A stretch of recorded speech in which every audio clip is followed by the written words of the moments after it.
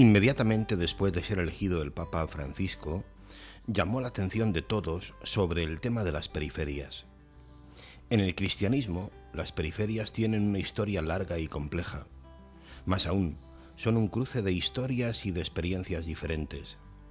De hecho, Bergoglio ha renovado el interés de la Iglesia en torno a esta cuestión. Ya se la encuentra en su intervención en las reuniones entre cardenales previas al cónclave que en 2013 lo eligió Papa. El entonces arzobispo de Buenos Aires dijo antes de su elección: la Iglesia está llamada a salir de sí misma e ir hacia las periferias, no solo las geográficas, sino también las periferias existenciales.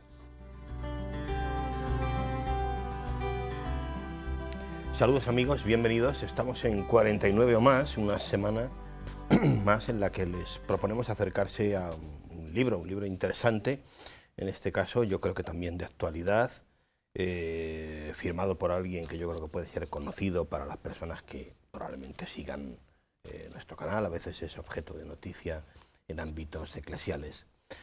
Para ello nos ayuda, como siempre, un buen amigo, Antonio Rubio Muga. Bienvenido, Antonio. Muy buenas. Aquí venimos con un libro, yo creo que, como tú apuntabas, de mucha actualidad y por un personaje que conocemos todos o nos suena porque continuamente está saliendo en los diversos medios de comunicación, sobre todo relacionados con la Iglesia. Pues sí, periferias, que es también un concepto del que vamos a hablar mucho, denostado en algunos ámbitos, incluso eclesiales, te diré yo, porque pues parece ser que a mucha gente no le ha sentado bien el que, bueno, pues el Papa, que fue el que introdujo de alguna manera este concepto, lo haya utilizado tanto. En fin, Periferias es el libro que firma Andrea Riccardi. Efectivamente, prácticamente 3 años después de que Juan Pablo, el cardenal Bergoglio pues llega al pontificado, Andrea Riccardi pues nos ilustra con este libro Periferias y el subtítulo muy interesante, Crisis y novedades para la Iglesia, año 2016. Dinos una palabra del autor, de Andrea Riccardi. Pues nació en Roma, es profesor en la Universidad de Historia Contemporánea, en la Universidad de Roma, fundó la comunidad de San Egidio, que tal vez por eso sea muy conocido por todos nosotros. Ya vamos a ver luego cuándo funda esa comunidad y qué le motivó para fundarla. Fue también ministro de Cooperación Internacional y de Integración del gobierno italiano en el año 2011, y entre sus numerosos trabajos, tiene cantidad de libros, pues señalar Juan Pablo II, la biografía del año 2011, La santidad de Juan Pablo II, La sorpresa del Papa Francisco en el año 2014, ya digo, 2 años y medio después prácticamente, cuando publica este libro Periferias, Crisis y novedades para la Iglesia, donde se hace eco de algo que ya el Papa estaba pidiendo desde el principio de su pontificado. Bueno, pues vamos a dar alguna pincelada, ¿no?, de este libro para invitar a las personas que nos ven pues a leerlo, porque tiene, yo creo que gran interés, ¿no? En primer lugar, él mismo empieza en una primera parte del libro pues explicando prácticamente el porqué de este título y de este concepto de periferias, haciendo alusión a ese momento en el que el Papa introduce este concepto, podríamos decir, ¿no?, en nuestro lenguaje y en el lenguaje eclesial, y por tanto las inquietudes eclesiales también, diría yo. El Papa, inmediatamente después de ser elegido Papa, habla de periferias, pero él da una cita previa a, al momento ese de la elección, que es en el cónclave, donde él habla, dice: la Iglesia está llamada a salir de sí misma, dice entonces cardenal Bergoglio, e ir hacia las periferias, no solo las geográficas, sino también las periferias existenciales, las del misterio del pecado, las del dolor, las de la injusticia, las de la ignorancia y prescindencia religiosa, las del pensamiento, las de toda miseria. Es decir, la Iglesia tiene que salir de sí misma y retomar un concepto que el Papa había utilizado en Buenos Aires, que es la teología de la ciudad, algo que tal vez había pasado un tanto desapercibido aquí en Occidente, pero que el Papa le había acuñado. Y algo, esa cita que hemos dicho, ese concepto de teología de la ciudad, que en Evangelii Gaudium, también, que es, como todos sabemos, un poco su libro programático, su encíclica, nos hablaba también cómo eso influyó, ese concepto de periferia, en los primeros viajes, y en los segundos viajes pastorales que el Papa está haciendo. Unas periferias que cambian deprisa, rápidamente, y que nosotros los cristianos tenemos que dar respuesta. De ahí ese libro. Bueno, vamos a hablar en algún momento más precisamente de esta idea en la que incide el autor, porque el Papa también la explica en varios de sus documentos, ¿no?, la transformación social de nuestra sociedad, la globalización y las consecuencias que la globalización tiene, ¿no? Bueno, me parece interesante también la mención a la Iglesia del Sur, ¿no? Algo que, lógicamente, el Papa es un Papa que viene del sur, ¿no? Bueno, acuérdate de esa expresión que aquí la hemos puesto en algún momento, ¿no? De los confines de la tierra, decía el Papa, ¿no? Cuando sale al balcón, ¿no? El día ya de su elección, ¿no? Aquí Riccardi habla de la Iglesia del Sur, ¿no? Sí, en el siglo XIX, y siglo XX, pues hubo un movimiento misionero muy fuerte desde el norte de lo que es el mundo hacia el sur. Por eso se hablaba entonces de la Iglesia del Tercer Mundo en el siglo XX. Hoy en día el cristianismo, habla Riccardi, que está prácticamente, es un cristianismo planetario, donde, para que nos hagamos una idea, los católicos de América del Sur representan el 42% de los fieles de todo el mundo. Prácticamente la mitad de los católicos del mundo en América del Sur. Entonces, él habla ya podemos hablar dentro de la Iglesia de un rostro del sur, donde se ha dado un desplazamiento geográfico de lo que es del cristianismo, y entonces es ahí donde vamos a ver en esas megaciudades, que vamos a analizar un poquito más adelante, donde surge ese concepto, o donde se podía aplicar de manera más precisa, de las periferias y de los periféricos, que es también muy importante. Bueno, por gestionar un poquito el tiempo, pero me parece muy interesante otra idea en la que insiste Andrea Riccardi, a la luz, por supuesto, del magisterio del Papa, ¿no? Que es, claro, no es exacto decirlo de descentralizar la Iglesia, ¿no? Pero sí que es verdad que el Papa hace un esfuerzo en muchos de sus documentos para decir, bueno, vamos a trabajar, pero vamos a trabajar mirando hacia afuera, no mirándonos nosotros hacia adentro. Sí, cuando uno ve una ciudad antigua o un pueblo, siempre la ciudad estaba ubicada, perdón, la iglesia o la catedral estaba ubicada tanto en el centro del pueblo como de la ciudad. Entonces había, podríamos decir, un centralismo de la Iglesia. A partir de la Revolución Francesa, todo eso pasa a un segundo término, no solamente en Francia, sino ese concepto pues se lleva a todos los niveles, a toda la sociedad occidental. Después, en el siglo XIX y siglo XX, habla Riccardi de que la Iglesia ha intentado restaurar otra vez esa centralidad, no consiguiéndolo de manera plena. Por eso, tal vez ese objetivo del catolicismo a lo largo de esos 2 siglos no se ha llevado nunca a cabo, no ha sido suficientemente satisfactorio. Y ahora, con el Papa, tenemos que no tanto centrarnos en volver otra vez, no solamente a nivel físico, que es lo de menos, sino ese concepto de Iglesia en el centro, sino buscar esa periferia. Bueno, vamos a un segundo bloque del libro que me parece muy interesante porque yo, la verdad que no había reflexionado mucho sobre esto y hace una cosa que a mí me parece muy original en torno a este concepto de las periferias, Andrea Riccardi, que es buscar sus raíces, podríamos decir, bíblicas, ¿no? La relación entre lo que significan estas periferias y la Sagrada Escritura, me parece interesantísima la reflexión que hace. Cuando uno ve la historia del pueblo de Israel, el propio Israel es un lugar de paso, él habla de un lugar de encuentro y también de desencuentro. La historia del pueblo de Israel se ve que Dios le salva y le va a salvar de la máxima periferia que tiene en los primeros siglos de su historia, que no es otra que la marginalidad que ese pueblo había vivido en Egipto. Y ahí vemos cómo Dios, desde el comienzo de la historia, salva a su pueblo de esa periferia. Algo que después va a tener su máximo exponente en la figura de Jesucristo. Jesucristo y sus apóstoles. ¿De dónde eran Jesucristo y sus apóstoles? De Galilea. Galilea era, en la época de Jesús, era la periferia. Y Jesús comienza su mensaje y va a desarrollar gran parte de su actividad en un mundo periférico.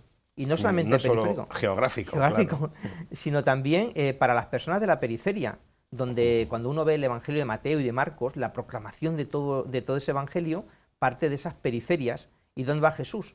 A los que menos tienen, a los pobres, a los necesitados, a los excluidos de aquella sociedad, que eran los enfermos, con lo cual uno se da cuenta de que la relación de Jesús, no solamente en el Antiguo Testamento, sino ahora Jesús en el Nuevo Testamento, está desde el comienzo en la periferia y para los periféricos. Pero es que incluso el autor aquí luego avanza de una manera también muy interesante, haciendo un poquito de historia del cristianismo en esos primeros siglos, para hablar de una transformación del cristianismo, vinculándola con el monacato, incluso. Hay un dato muy importante porque, evidentemente, después de la caída del Imperio Romano, hay un desplazamiento del centro del cristianismo, de Roma, de la urbe, se pasa a Constantinopla. Gregorio Magno llega a decir que Roma se salvará si presta atención también a los pobres, a esas periferias, que Roma ya ha sido desplazada. y surge un movimiento muy interesante, sobre todo en Oriente y también luego se va a pasar en Occidente, como apuntabas tú, que es el monacato. El monacato, esa famosa frase de fuga mundi, que va a tener huida del mundo, que va a tener un primer, yo creo, exponente en la figura de San Benito de Nursia, en su famosa regla, ora et labora, reza y trabaja, donde desde el primer momento los monjes no solamente van a las periferias como un lugar, como puede ser el desierto físico, sino ahí se van a encontrar incluso en esa periferia con los pobres. Y aparece un personaje muy importante que es Paulino de Nola, que en el siglo a caballo, entre el siglo IV y V, va a crear un monasterio de 2 plantas, donde arriba, en la planta de primera, van a estar los monjes y abajo va a ser una especie como de albergue ya para los pobres, con lo cual el monacato desde el comienzo no se desvincula de las periferias geográficas y personales. Esto es muy importante porque eso explica, efectivamente, muchas cosas que nos vamos a encontrar luego en el monacato cuando avancen los siglos, ¿no? Sí. Me refiero a este abrirse sobre todo a los pobres, a los necesitados, ¿no? Bueno, avanzamos a un tercer bloque muy interesante, que ya nos toca, si quieres, más al hoy nuestro, porque es el momento en el que el autor hace una reflexión sobre ya las periferias de hoy. Claro, aquí probablemente cualquiera que nos esté viendo puede pensar que la lista es inmensa, si nos ponemos a hacer una lista de por dónde andarían esas periferias hoy, ¿no? Bueno, él hace una primera reflexión sobre el origen de las periferias contemporáneas. Claro, hoy en día ha surgido una tierra nueva que llama a raíz de las periferias. Ese concepto, en la relación jurídico-pastoral siempre de la Iglesia, estaba relacionada con la diócesis. Dice, no hay ningún lugar geográfico del mundo donde esté desubicada, una parroquia fuera de su propia diócesis, pero se da cuenta de que en estos 2 últimos siglos el mundo ha cambiado y también tiene que cambiar la Iglesia. La sociedad ya no es, podríamos decir, como antes, de una sola idea, sino es pluralista, y eso también influye en esa secularización que se ha dado en la sociedad, influye también para nosotros, para la Iglesia. Por eso no podemos, él habla de quedarnos reducidos en las estructuras parroquiales, como antiguamente, sino que hay que dar un giro más, y ahí surge esta tercera parte, que es muy interesante, que es el origen de las periferias contemporáneas, unas periferias que a nosotros nos atañen, no solamente a nivel físico de esas grandes ciudades que hemos apuntado hace un momentito, sino también a nivel de organización dentro de la Iglesia, que ya tal vez las estructuras diócesis, parroquia, concebidas... Aquí entramos en una discusión pastoralista bastante potente, como tú sabes. Sí. No nos sirve en el apunta que hay que repensar, y lo vamos a ver ahora. Un distanciamiento también en esos 2 siglos que se lleva a cabo a través de esa revolución industrial que no hemos llegado a apuntar, pero hemos apuntado a la Revolución Francesa, también muy importante, donde aparece el mundo del proletariado, un mundo que no solamente se separa, sino que en muchas ocasiones es contrario a la Iglesia. Y los papas tienen que hablar, todos hemos ido a hablar de la famosa encíclica de León XIII, Rerum Novarum, donde ahí se dan cuenta que hay una crisis de religiosidad contemporánea en el mundo y la Iglesia tiene que salir a hacer frente a esa crisis. No, te iba a decir que una cosa que me llama la atención, él hace aquí mención a cómo de esto ya se reflexiona antes del concilio, incluso menciona el caso del cardenal Suhard, por ejemplo, ¿no? Donde hace una reflexión sobre el mundo contemporáneo, los cambios, las transformaciones. Y luego, pues no sé hasta qué punto el concilio consigue recoger esto. Esto es opinión personal, ¿eh? Vamos a ver, él habla del cardenal Suhard... Quiero decir que me parece súper moderno, estamos hablando de los años 40 incluso. Sí, porque París había crecido, París había sufrido la invasión alemana en la Segunda Guerra Mundial, había crecido, se había hecho como el prototipo de ciudad industrializada y urbanizada, donde pues este cardenal, que fue cardenal de París desde el año 1940 hasta el 49, con lo cual le tocó vivir toda la Segunda Guerra Mundial, se da cuenta de que algo ha cambiado. Dice que el conjunto de nuestra población de París ya no piensa de modo cristiano. Entre ellos y las comunidades cristianas hay un abismo. Hay que salir de nuestra casa y mezclarse con ellos. La Iglesia tiene que salir, eso que luego el Papa dice en Evangelio Gaudium. Entonces hay que cambiar de mentalidad, y él ya lo intuyó antes del Concilio Vaticano II, estamos hablando de 15 años prácticamente antes del Vaticano II. Entonces, ahí surge en Francia una iniciativa, yo creo que no podemos dejar de señalar, que es la de los sacerdotes obreros, hablábamos Que antes... buscaban intentar acercarse a lo que ya eran unas periferias con mayúsculas. Con mayúsculas, sí, que era el mundo del trabajo y de la industria. La parroquia tenía que ser misionera. Crea en París, surgen la misión de París y la misión de Francia, donde sacerdotes se van a involucrar en las fábricas, y va a haber ahí, bueno, sus más y sus menos, porque fue una experiencia, él habla, Andrea Riccardi, muy breve en el tiempo, pero muy intensa, porque en el año 1954 el Papa Pío XII decidió suprimir esa realidad mucho.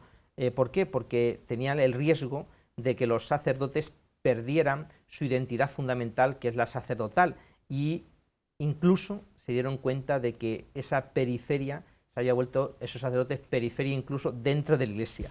Claro. Entonces fue muy curioso, se suprimieron muchos de ellos, no abandonaron las fábricas, sino que continuaron con su gente. Todo eso fue el germen, un poquito de, como apuntabas tú, del Concilio Vaticano II, que va a llegar en el año 1962.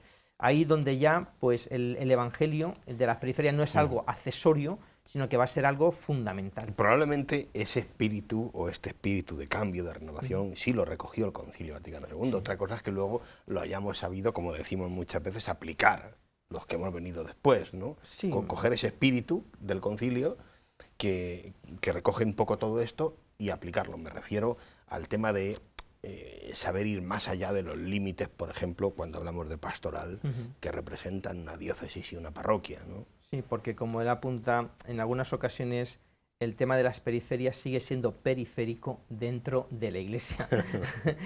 Ese tema, y ahí hemos visto el caso de los sacerdotes obreros, que fue previo al concilio, pero que luego después yo creo en España se dieron algunos casos, pero no con tanta importancia y tanta intensidad como se vivieron en Francia durante esos años. Bueno, hacemos una mención, podríamos decir, hay un momento, ¿no?, donde se entiende también que el propio autor hable de su libro, sí, siguiendo un poco aquel símil, ¿no?, es decir, de su propia obra, de su propia fundación, porque es que además tiene que ver con este fenómeno del que estamos hablando, ¿no? El momento en el que él intuye la necesidad de crear o de poner en marcha la famosa comunidad de San Egidio. Sí, hay, previo a la comunidad de San Egidio, podríamos decir, es la mística. Él habla un capítulo muy interesante de la mística de las periferias, donde pone a Carlos de Foucault, francés, como pues él marcha al Sáhara, que es la periferia de la periferia. Allí pues René Guayon después va a fundar los Hermanitos de Jesús, y donde dice no existe separación del mundo, sino más bien identidad con la existencia de los pobres y de los periféricos, en su famoso libro El corazón de las masas. Bueno, y esto, esa mística de la cual luego va a beber, mejor dicho, Andrea Riccardi, y en el año 68 se había producido en Roma un fenómeno muy curioso.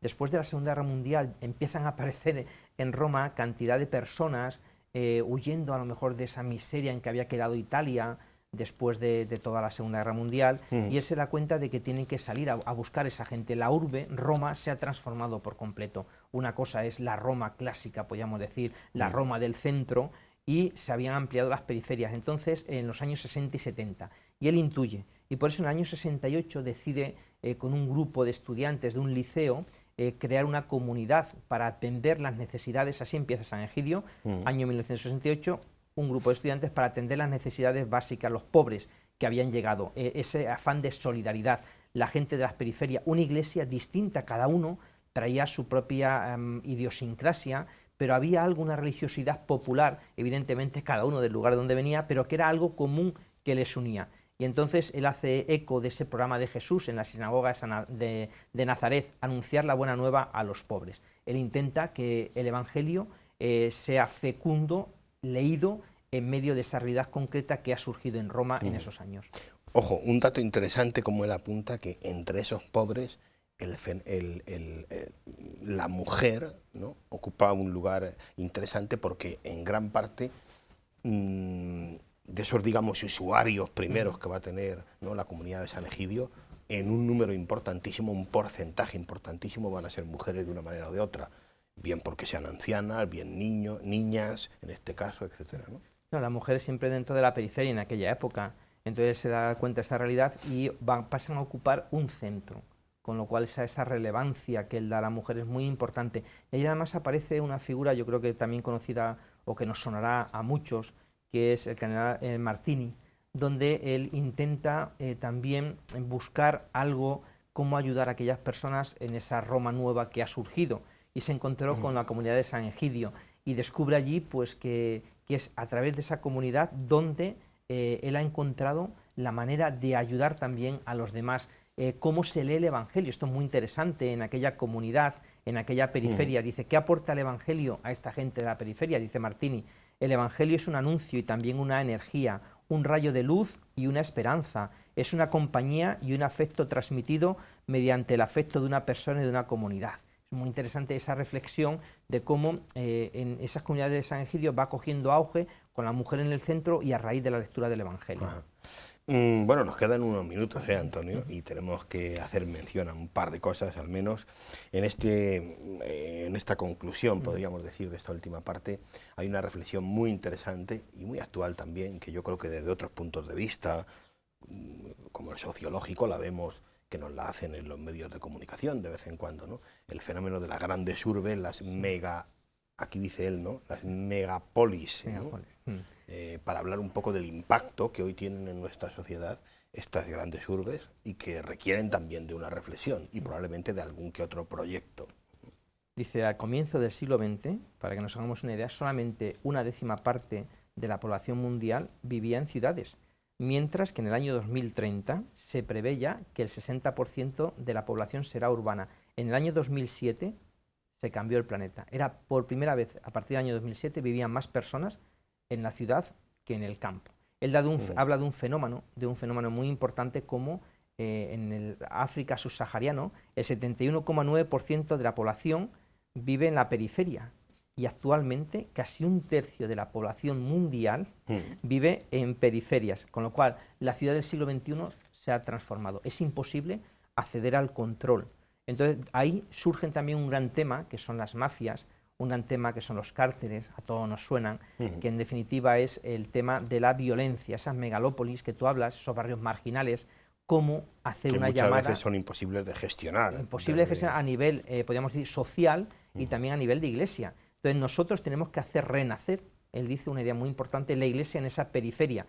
Las comunidades cristianas tienen que arraigar sus experiencias allí, algo que no nos vale. Lo que hemos tenido antes, hablamos de la diócesis, de las parroquias. Sí, son estructuras que nos sirven para llegar a estos lugares. Claro. Él habla entonces más que parroquias y que diócesis, que tiene que haberla, él no las rechaza. Hay un nuevo concepto que él habla, que es el concepto de carismas. Es otro tipo de vivir la vida cristiana en esas megalópolis, en megaciudades. El Papa Francisco también apoya aquí, donde todo esto, ese nuevo concepto que el Papa ha apuntado ya desde el principio, ha originado también dentro de la Iglesia no solamente preguntas, sino también contradicciones dentro de la Iglesia.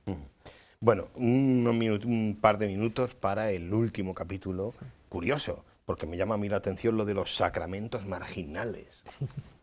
Sí, es muy curioso porque ahí aparece una serie de experiencias en ese último capítulo de personas que han vivido en esas periferias, pero algo ya no es de ahora, sino de hace siglos. Y él habla, en primer lugar, del mundo ortodoxo, de los locos de Cristo, que eran monjes que dejaron su monasterio y tenían comportamientos un tanto extraños, que eran despreciados por sus hermanos de comunidad, pero que eran dignos de veneración por todo el pueblo, aquellas personas que vagaban por el mundo intentando llevar el Evangelio a la periferia. Señala dos, Simeón Salos y Andrés Salos, y también en el mundo ruso habla de Isaac, donde dice su espíritu de devoción y su espíritu de pobreza y ascetismo llevó a que se crearan pequeñas comunidades en torno a él. Y aquí habla de un sacerdote importante, yo creo que en Italia, que es el padre Giuseppe Sandri, que se había ordenado sacerdote en el año 1928 y en el año 1949 pues pidió de manera voluntaria el estado laical. ¿Para qué? Que esto choca cuando lo leía.